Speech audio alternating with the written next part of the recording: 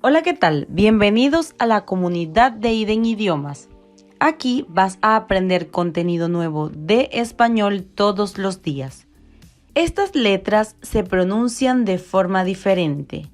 Yo digo calle, silla y pollo con doble L. Y con Y digo yo, yeso y playa.